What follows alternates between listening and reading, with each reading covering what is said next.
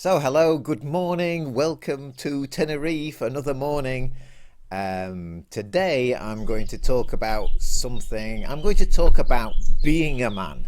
so, uh, when I made the decision to go plant-based, I decided to go, okay, so I'm going to try this vegan diet, I'm going to try and go on a plant-based diet. And I have friends here and friends in general.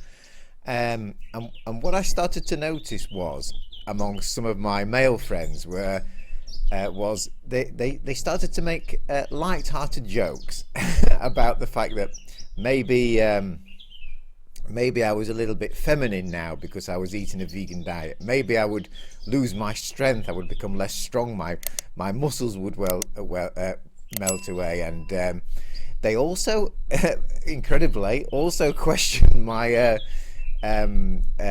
sexual abilities, my virility, I would become less virile. I'd be unable to get an erection. Maybe all these things would happen to me now I was eating plants, because obviously in their minds there was a strong attachment to eating meat and being a man.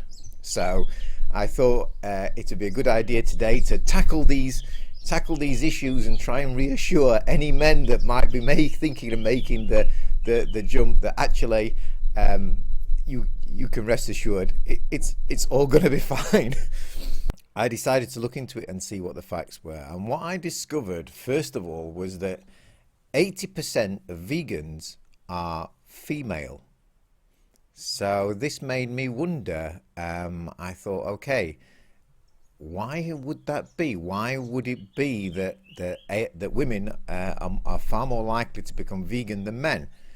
So I thought there's perhaps more to it. Maybe this is a real, genuine reason that men are reluctant to make the switch. That they have this idea that their friends, family, peers will see them as being less of a man.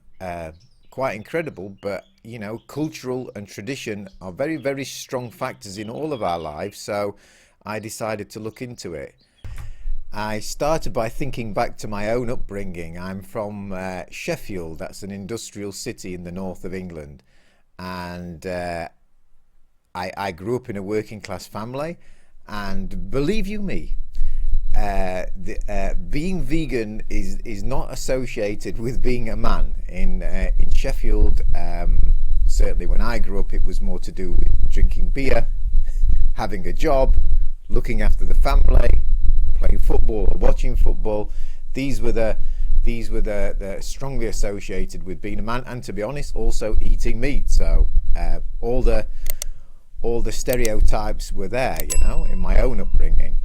But I wanted to discover the truth. Was there any truth to the fact that somehow being on a vegan diet as a man made you weaker or less strong? So I started to do some research, and I found almost straight away that Arnold Schwarzenegger is in fact a vegan. So the Terminator himself is on a plant-based diet.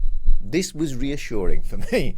But then I also found that there are some other very, very famous younger bodybuilders who are doing exceptionally well on a vegan diet.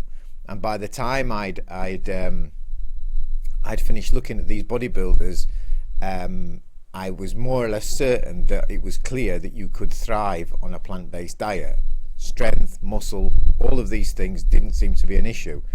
There's also a world record holding German strongman who also featured on the video Game Changers, and he's also achieved such a lot on a purely vegan plant-based diet. So it was obvious from all of these athletes that you could grow muscle, you could be strong, and indeed do a lot better on a plant-based diet. So that myth was dispatched fairly quickly.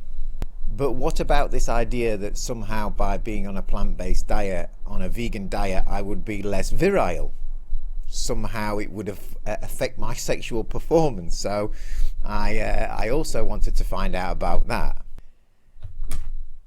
And it turns out that 40% of all men over the age of 40 in the USA have erectile dysfunction.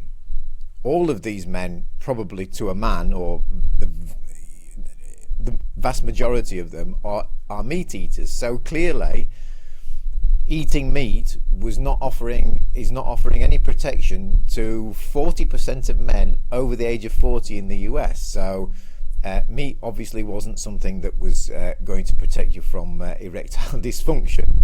In fact, it's thought that the reason that so many men in the USA have erectile function is because cholesterol and saturated fat, which is only found in meat and dairy, causes the arteries to become blocked, and the arteries in the penis are a lot smaller than the arteries in the heart.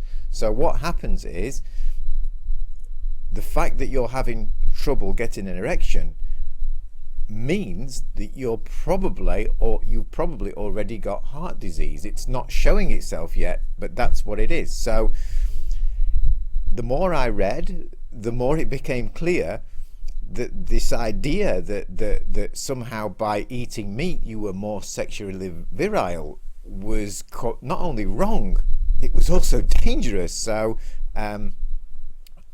quite quickly I was able to dispel that myth as well. And then I started to wonder about other aspects of being male. I mean, you know, if you think of male role models, surely a man is somebody who protects, who's compassionate, but is strong for the weak, who stands up for the weak and the helpless. Surely those are the traits of a real man. So surely by being vegan and being plant-based, you're sending out a strong message that you're no longer willing to be part of the torture, the suffering and the death of all these helpless sentient creatures. Surely this is a strong characteristic. This is not a characteristic of somebody who's weak. And yet somehow we're led to believe that if you you're vegan or you eat a plant-based diet, somehow you're weak. But it doesn't really make sense.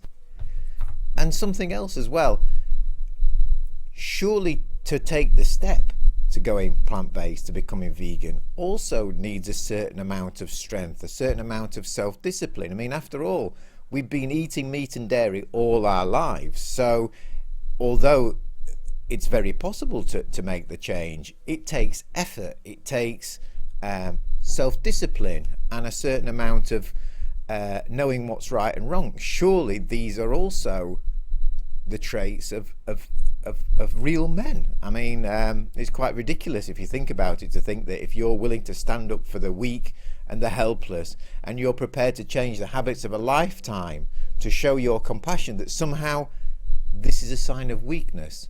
Doesn't really make sense. So who are the weak ones really?